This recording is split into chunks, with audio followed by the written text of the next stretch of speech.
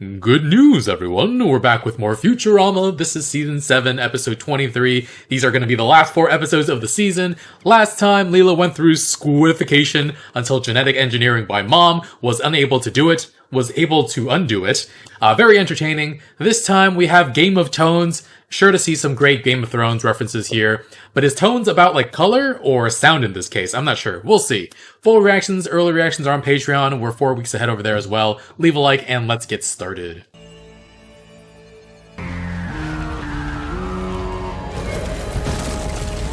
Damn. Just cracked the planet like that. And they're on to Earth. Oh. Just in time for that. Hey, what's that sound? It's that schwacked out music from outer space again.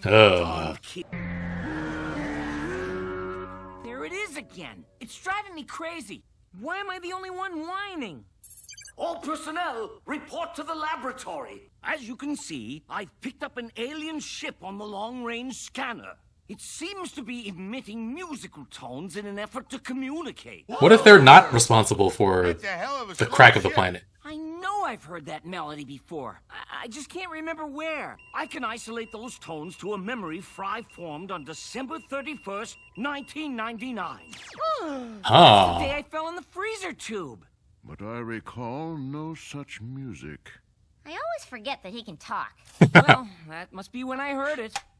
Amy, Smack. the radiocranial dream injector. Okay. Radiocranial. What is it? No. The rest of us will watch everything on this monitor. Will I have pants on in this dream? Only if you wear these dream pants. My old apartment. My old turtle. You had a turtle? Burrito. Ugh. My old girlfriend.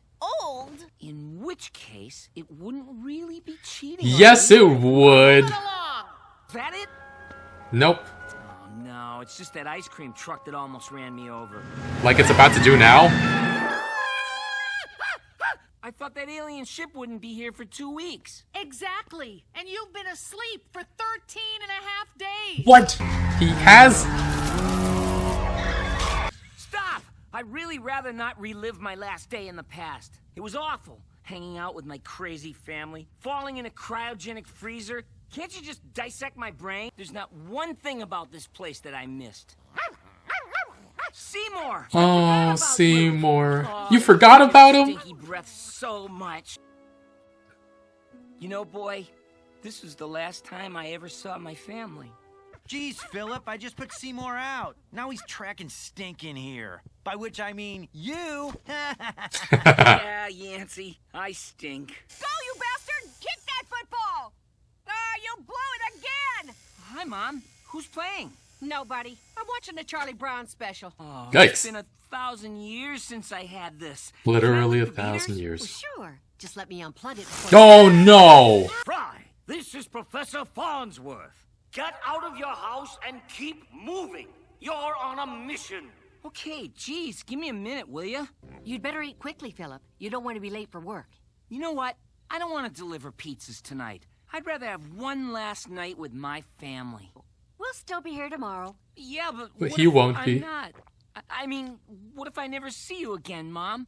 There's a lot of stuff I want to tell you. Well, like what? The professor sent me in to put an end to this quality time. This quality. You could re-enter later. With my mom. You can What's wrong re-enter with later. her? She's just part of your dream.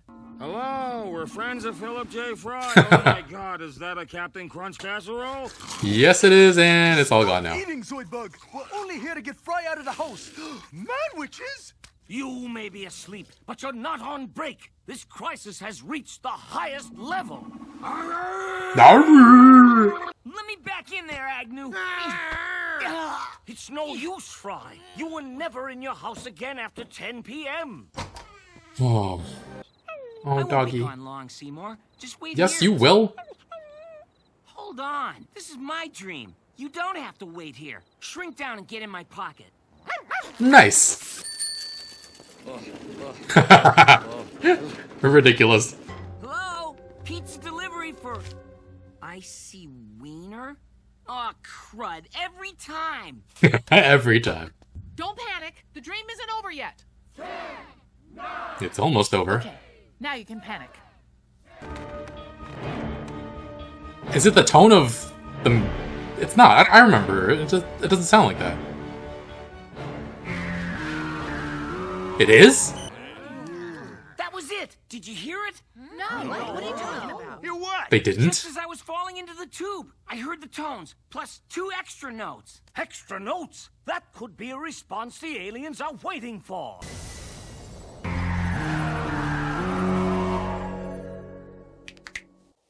Will you come on? If you wrote it down already, make somebody else do it. I kind of wish this was a 2-parter. I want to see more of it. It's tiny. Digby. Nibbler? What is going on here? It was just over 1,000 Earth years ago. What? As Lord Nibbler's personal chauffeur, I landed him on one of your planet's many rooftops for an important mission. Oh. Went Oh. out for a well-earned libation. It being the celebration of your planet's millennium. Give me that. You're no condition to fly. Bye-bye, Key. Bye-bye. I remember now. I know exactly where you left your ship. Huh. That's it, all right. Although the cassette player's been stolen and the battery's dead, you've once more done my people a great service. On my honor, I shall find a way to repay you. Okay. Thanks, but no one can give me what I really want. Put him back in the dream. Hi, Mom. Hi, sweetie. What's the point? What good is it to talk to her in my own dream? And that's it. Wisconsin has defeated Stanford. Wisconsin.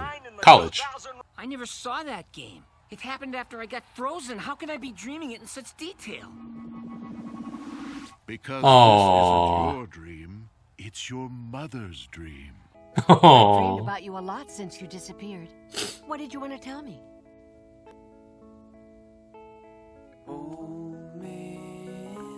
Ooh. Oh.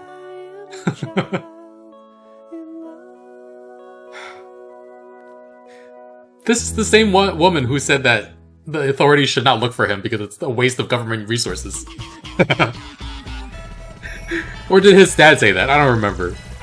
But she definitely didn't disagree. I had a feeling this episode might be special when they kept going back to Fry's past, his dreamland, exploring that. That was really great. I feel like it's been a pretty long time since an episode has made me cry. So I don't think I caught any real references to Game of Thrones in this episode. I went and checked the Game of Thrones opening, and it might sound like the tone we heard in this episode if you play it at half speed and don't really listen that closely.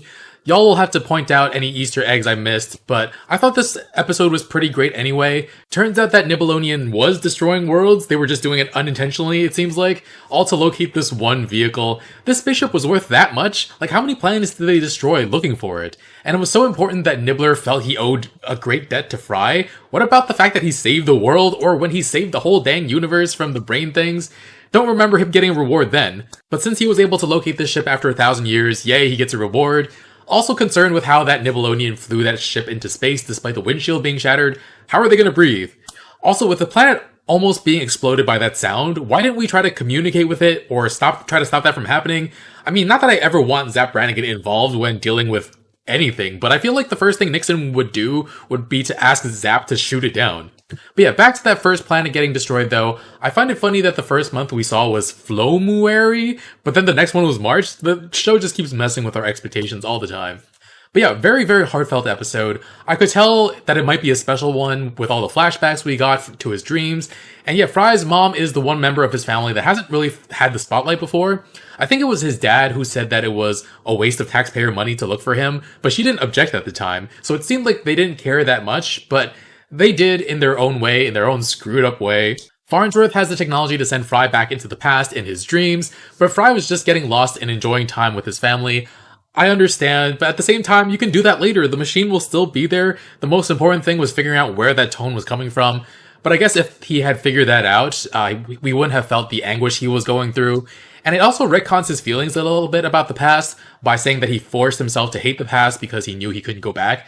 That's really, really sad. Poor guy. I was kind of mad at him for forgetting about Seymour Butts though.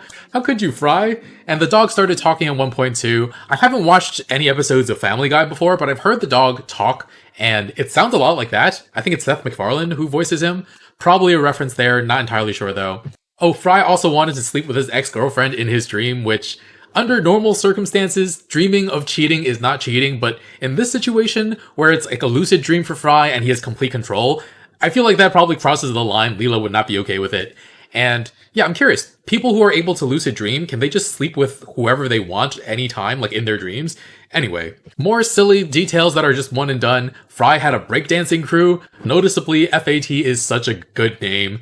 We also found out about Mount Shushmore with Nixon's face just shushing people. My god.